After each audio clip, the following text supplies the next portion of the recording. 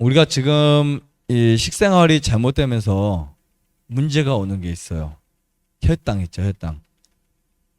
그러니까 식사 전에 우리가 먹기만 해도 혈당이 사라지게 하는 음식들이 되게 많습니다. 그중에 오늘 제가 로얄젤리에 대해서 설명을 드릴게요. 보통 우리가 당뇨병에 대한 혹시 이해를 하고 계신가요? 이거 생각하셔야 돼요. 암 환자가 가장 주의해야 될 것 중에 하나가 혈당입니다. 당뇨라고 하는 건 사실 병이 아니에요. 당뇨는 누구에게나 다 있는 혈액 안에 있는 그러한 그 증상입니다. 당뇨라는 말은 음식을 먹으면 혈액 속에서 그 당분이 어디론가 가기 전에 있는 혈당의 수치를 말해주는 것이라고 보시면 돼요. 다시 말하면 음식을 먹잖아요. 혈당이 올라가는 것은 당연한 거예요. 왜냐하면 음식을 소화시켜서 그 음식의 당분을 혈액에 갖고 있어요. 그 다음에 그 당분을 어디에 나눠줘요? 간이나 우리 그 세포에다가 나눠주겠죠. 그때 필요한 게 인슐린이고요. 근데 이 당뇨에 대한 개념이 우리가 좀 잘못 이해되면서부터 사람들에게 잘못된 방향이 너무나 틀어지게 되었고, 그리고 그거로 인해서 당뇨를 치료한다고 생각했지만 당뇨가 더 많이 생겨나는 결과가 얻어진 거예요. 암 환자나 여러분들이 갖고 있는 어떤 질병이 있든지 간에 가장 주의해야 할 것이 뭐라고요? 당뇨라는 거 기억하셔야 돼요. 왜냐하면 식사하고 나서 혈당이 올라가는 것은 당뇨 환자보다는 암 환자에게 더 해롭습니다. 무슨 말인지 아시겠어요? 우리가 식사 후에 혈당 피크가 되잖아요. 그 혈당 피크점이 당뇨 환자는 그냥 당이 좀 높은 거지만 암 환자는 암이 클 수 있다는 거예요. 이런 이유로 인해서 우리가 현미밥을 먹는 것도 중요하고, 물을 많이 마셔서 혈액을 묽게 만들어주는 것도 중요하고, 순환을 잘 시켜주는 것도 중요하고, 육식을 안 먹어서 인슐린 저항성을 막는 것도 중요하다라고 보시면 돼요. 그러니까 우리는 보통 이렇게 해요. 당뇨하면 설탕, 주범이라고 생각했지만 사실 설탕보다 더 무서운 게 육식이라고 말씀드린 적이 있어요. 육식. 왜냐하면 육식은 같은 인슐린이 나오지만 세포에 들어갈 수 있는 양을 저항해버려요.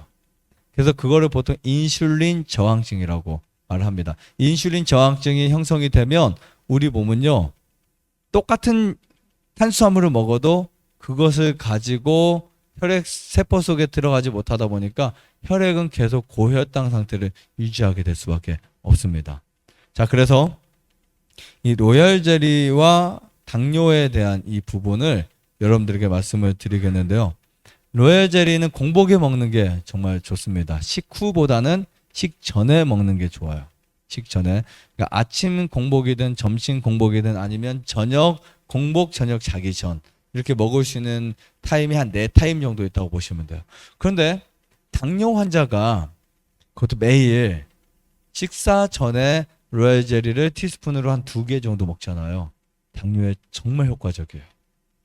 자, 왜 그런지에 대해서 제가 좀 설명을 좀 드릴게요. 우선 로얄젤리는 인슐린 저항성을 개선시킨다. 자, 이게 해결되니까 로얄젤리가 암에도 좋은 것이고 위장병에도 좋은 것이고, 그 다음에 소화기관들의 되게 췌장이나 이런 데 되게 좋은 거예요.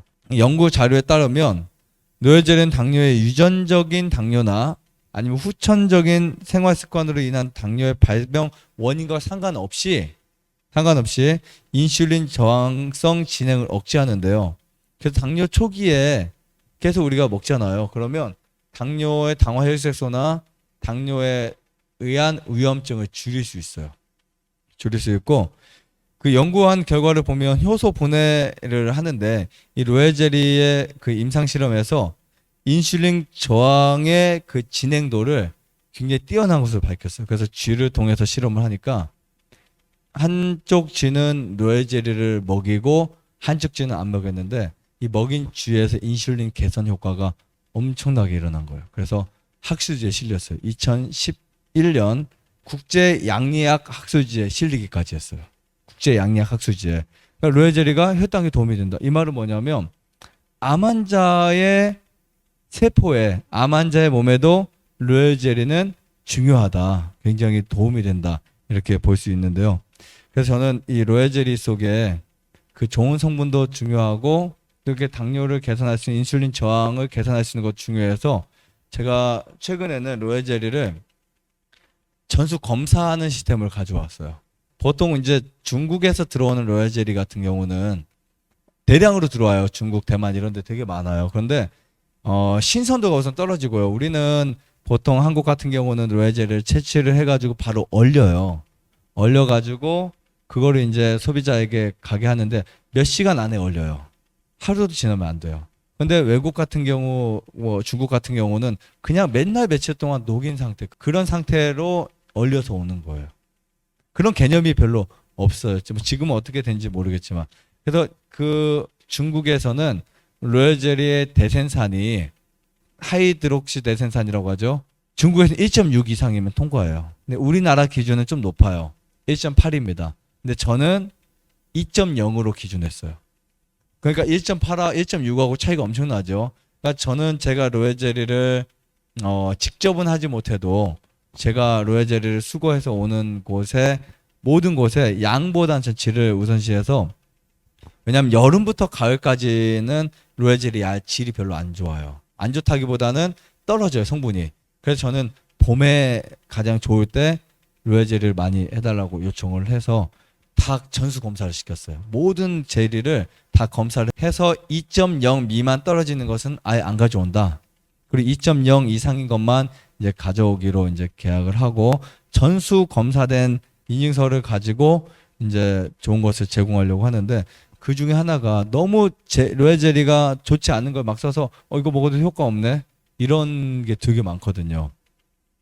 그래서 이제 그런 부분을 하는데, 이 연구 자료에 의하면 이제 두 번째 자료를 보면 로얄 젤리가 1일 몸무게 1kg당 300mg을 이제 투여하자 혈중에서 중성지방 값이 정상으로 돌아왔어요.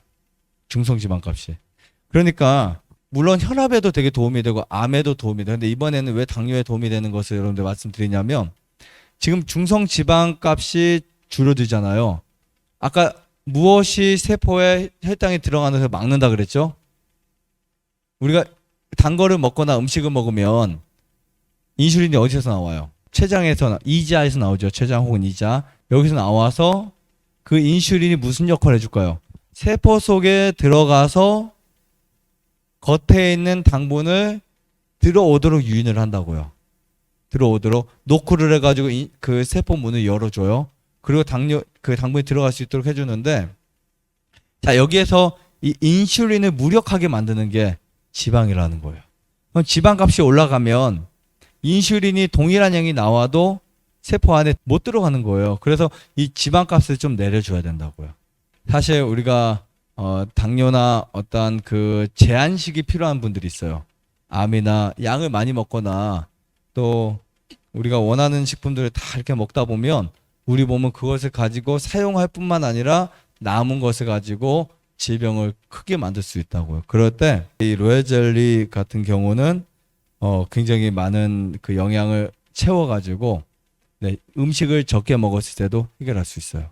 그러니까 저 같은 경우는 식사를 잘 못하시는 분들에게는 꼭 로얄 젤리를 드시라고 이야기를 하거든요.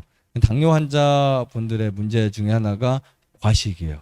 과식. 그러니까 과식이 해결이 안 되면 이게 해결될 수 없거든요. 당뇨 환자뿐만 아니에요. 암 환자도 마찬가지고, 모든 환우분들에게 과식은 이제 인슐린이 많이 필요할 수 있도록 만들어주는데, 그러니까 인슐린 나오는 양은 제한되어 있고 양은 많이 먹고, 그러면 이제 그것이 우리 몸에 다 독이 된다, 이렇게 보시면 될 것 같습니다. 그래서 로얄 젤리를 사실 꿀에다 희석을 해서 먹는 것도 좋은데 로얄 젤리만 그냥 드시는 것도 굉장히 좋아요. 좋아요, 구독, 안에다가 눌러주세요. 눌러주세요. 눌러주세요.